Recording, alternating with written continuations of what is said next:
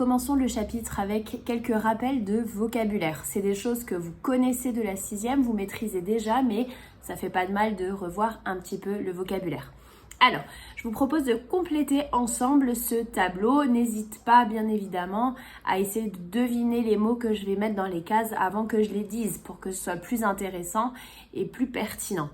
Alors, première opération que je te propose, c'est l'addition 20 plus 5. Alors, comment se nomment 20 et 5 dans ce cas-là? On additionne des termes et donc 20 et 5 sont ce qu'on appelle des termes. Le résultat qui vaut 25 est la somme. Et si je dois décrire le calcul, je vais écrire que je fais la somme de 20 et de 5.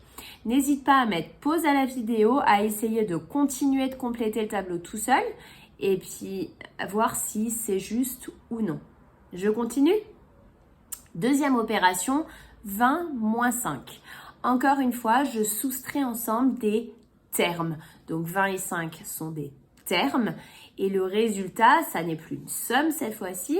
Il vaut 15 et il s'appelle la différence entre les deux nombres. Et donc si je décris mon calcul, je dis que je fais la différence de 20 et de 5. Ensuite, calcul suivant, 20 fois 5. Cette fois-ci, 20 et 5 ne sont plus des termes. Termes, c'est réservé aux additions-soustractions. 20 fois 5, 20 et 5, on dit que c'est des facteurs. Et cette fois-ci, le résultat qui vaut 100 s'appelle le produit. Si je décris mon calcul, je vais donc dire que j'ai effectué le produit de 20 par 5. Attention, tu auras remarqué, je ne dis plus et, je dis par. C'est une petite subtilité au niveau de l'expression.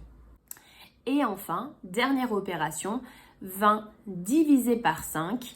20 et 5 n'ont pas le même nom dans le cas d'une division. Je pense que tu te souviens déjà de la primaire. Quand on posait la division, il y avait plein de vocabulaire pour les 4 nombres qui étaient en cause. Là, on a donc les deux premiers, le dividende 20 et le diviseur 5. Le résultat, qui vaut 4, s'appelle le quotient. Et donc, j'ai effectué le quotient de 20 par 5. Une petite remarque à l'oral, le quotient n'est pas toujours un nombre entier. Par exemple, si je coupe 10 en 4, ça va me faire 2,5. Et donc, cette fois-ci, le quotient de 10 par 4 vaut 2,5. Et 2,5, c'est un nombre décimal. Et tu as l'habitude, on peut aussi avoir un quotient qui n'est ni un nombre entier ni un nombre décimal. Par exemple, si je calcule 10 divisé par 3, ça va me donner environ 3,3333 à l'infini. Et donc là, le quotient, ça va être une valeur approchée. Ou alors, je vais garder la fraction 10 tiers, comme on a vu en 6e. Donc attention, le quotient n'est pas toujours un nombre entier. Une dernière remarque à l'oral avant de terminer là cette première partie.